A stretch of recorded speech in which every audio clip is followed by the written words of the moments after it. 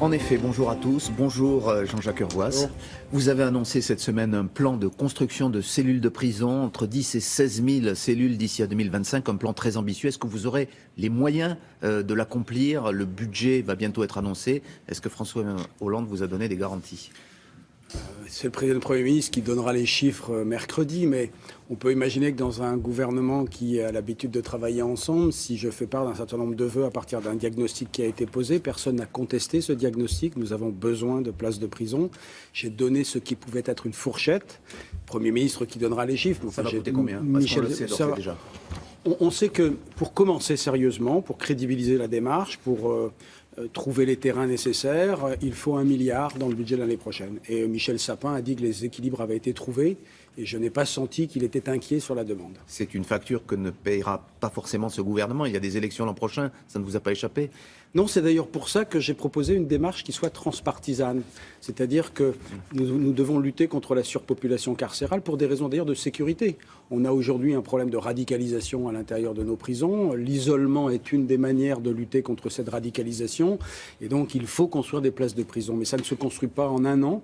Et donc, moi, j'ai proposé que jusqu'à la fin de la législature, nous puissions, avec le Sénat, c'est-à-dire à majorité d'opposition aujourd'hui, et l'Assemblée nationale, nous puissions nous mettre d'accord sur un constat, sur un diagnostic, de façon à ce que la prochaine législature puisse engager les mesures. C'est-à-dire que je propose que nous sortions la question carcérale de la polémique politique. Pourquoi les peines de substitution qui devaient être la panacée, selon celle qui vous a précédé, Madame Taubira, la contrainte pénale notamment, sont-elles si peu prononcées par les juges? Est-ce que finalement ce n'était pas une fausse piste, une mauvaise piste? Parce que vous vous inscrivez complètement à rebours de la politique de Mme Taubira. Non, pas tout à fait, parce que justement, je crois à une approche équilibrée, c'est-à-dire qu'il faut les deux. Nous avons été, avec le Premier ministre, au cœur de l'été, visiter la prison de Nîmes. Dans la prison de Nîmes, 50% des peines aménageables, c'est-à-dire celles qui sont prononcées par des magistrats pour permettre de préparer la sortie, ces peines sont aménagées. Donc on ne devrait pas avoir de surpopulation carcérale si on ne croyait qu'à l'alternative. Or, il y a une surpopulation. Donc moi, je m'inscris plutôt dans une démarche équilibrée. Il y a des outils qui sont des outils d'alternative à l'incarcération, mais qui ne sont pas prononcés par les juges. Pour le moment, ils ne sont pas. En tout cas, la nouvelle. Vous le regrettez, la contrainte pénale. Je le regrette parce que comme parlementaire, je l'ai voté. Et d'ailleurs, j'aurai l'occasion d'ici la fin du mois d'octobre de rendre un rapport sur le diagnostic. Pourquoi cette contrainte pénale ne marche pas? Est-ce que c'est parce qu'elle a été mal calibrée? Est-ce qu'elle ressemblerait à des outils déjà existants? Ou est-ce que c'est parce que les magistrats, ne connaissant pas l'outil, ne l'ont pas encore suffisamment utilisé? Ou est-ce que c'est parce qu'il n'y a pas suffisamment de moyens pour l'appliquer qu'ils ne sont pas utilisés? En tout cas, moi, comme parlementaire, j'ai voté la contrainte pénale, donc je crois à sa pertinence. Vous y êtes toujours favorable. Oui. Nos confrères, vous parliez de la radicalisation, nos confrères du Figaro révèlent ce matin une explosion du nombre de mineurs radicalisés en France. Il y en aurait aujourd'hui près de 2000, 1954, chiffre exactement le Figaro, une explosion, une augmentation de 120% depuis le mois de janvier. Est-ce que vous confirmez ces chiffres? Les chiffres du Figaro, explosion, c'est toujours un peu les manchettes du Figaro, ça on veut faire fort. Mais quelle est la réalité ? La réalité, c'est que depuis janvier 2015, les services du ministère de la Justice, c'est-à-dire la protection judiciaire de la jeunesse, travaillent ce sujet parce que nous avions effectivement repéré qu'il y avait une tendance lourde. Aujourd'hui... Tendance lourde ou explosion, c'est un petit peu la même chose. Malheureusement pas, parce que tendance lourde, c'est même peut-être plus grave qu'une explosion, puisque ça s'inscrit dans une durée, alors qu'une explosion peut être spontanée. Il y a aujourd'hui, et les chiffres ne sont pas ceux-là, à ma connaissance, les services de la protection judiciaire de la jeunesse suivent 600 adolescents sur lesquels nous avons des signes de radicalisation, parfois d'ailleurs à l'initiative des parents.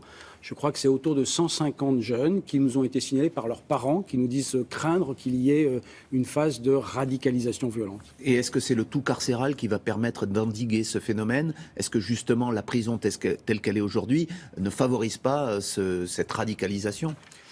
Il y a des jeunes qui sont incarcérés par décision des magistrats. Il y en a, à ma connaissance, 14, 11 garçons, 3 filles.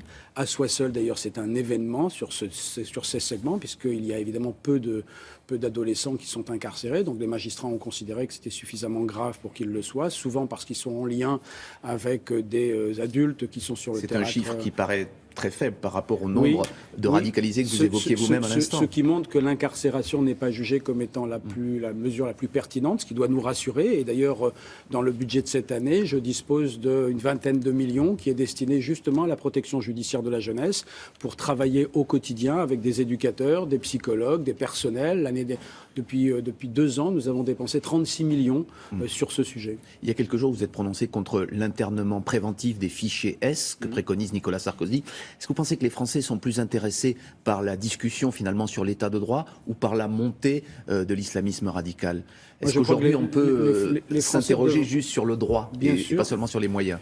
Je conçois que ça puisse paraître décalé. En réalité, c'est la recherche de l'efficacité. Parce que ce qui est proposé ici, c'est de dire que tel préfet, parce que tel individu ne lui plaît pas, peut l'incarcérer. Vous savez, si on se met à incarcérer, parce que c'est ça qui nous est proposé, en raison de la peur de l'un ou du plaisir de l'autre, ça s'appelle l'arbitraire. Et je n'ai pas envie que dans mon pays, on puisse simplement, comme ça, sur une humeur, décider de priver quelqu'un de liberté. Il faut des faits, il faut des preuves. C'est comme ça que ce pays fonctionne depuis 200 ans. Et jusqu'à présent, personne ne s'en était. Et alors, puisqu'on parle d'état d'exception, quand sera levé l'état d'urgence? Est-ce qu'on peut imaginer que les prochaines élections présidentielles et législatives se déroulent sous état d'urgence en France? Écoutez, moi, je sais que l'état d'urgence, pour le moment, il est jusqu'à la fin de l'année. Et je sais, pour avoir participé à des réunions depuis, qu'il y a un certain nombre de perquisitions qui ont été relancées, puisque dans la loi que nous avons portée à la fin du printemps, nous avons permis de nouvelles mesures, notamment d'investigation informatique. Or, l'informatique est une des sources principales. Mais vous diriez qu'il faut le maintenir, monsieur à ce stade, au regard de ce que les services de police rendent comme information au Parlement, puisque tout cela est dorénavant maintenant suivi par le Parlement, eh bien, il y a toutes les raisons de penser que les mesures sont utiles et que pour le moment, en tout cas, et de ce fait d'ailleurs, les jeunes radicalisés que nous avons interpellés, qui ont été interpellés dans les 15 derniers jours, ne lèvent pas cette menace. Oui, nous avons besoin de continuer à avoir des informations. Il y a eu un conseil de défense hier à l'Élysée, vous avez évoqué ces questions? Le président de la République a décidé depuis maintenant le mois de juin, toutes les semaines, de tenir un conseil de défense en raison justement des signaux que nous repérons, que les services repèrent et des mesures que nous devons prendre. Vous évoquez le président de la République, on a parlé de 2017, une question de politique pour terminer cette interview. Vous avez vu un sondage qui est à nouveau paru hier et qui montre que Marine Le Pen serait présente au second tour dans tous les cas de figure et que François Hollande, lui, serait éliminé. Qu'est-ce que ça vous inspire? Est-ce que M. Hollande est toujours le candidat naturel de votre camp? Moi, depuis que je suis ministre de la République, c'est depuis 8 mois, le président de la République que je vois aux commandes n'est pas celui dont je lis des articles ou c'est pas un commentaires. Article, c'est l'état de l'opinion des Français à 8 mois de l'élection. Je pense qu'au moment de la campagne électorale, si le président le décidait, je crois qu'il aurait toutes les capacités de montrer qu'il n'est pas celui que l'opinion croit qu'il est. Donc vous maintenez qu'il est aujourd'hui le sais meilleur candidat? Je n'aime pas particulièrement copier les Américains, mais je trouve que c'est un commandant en chef qui est tout à fait à la hauteur de la tâche. Merci beaucoup Jean-Jacques Urvoas. William, c'est à vous. Très bonne journée. Merci beaucoup.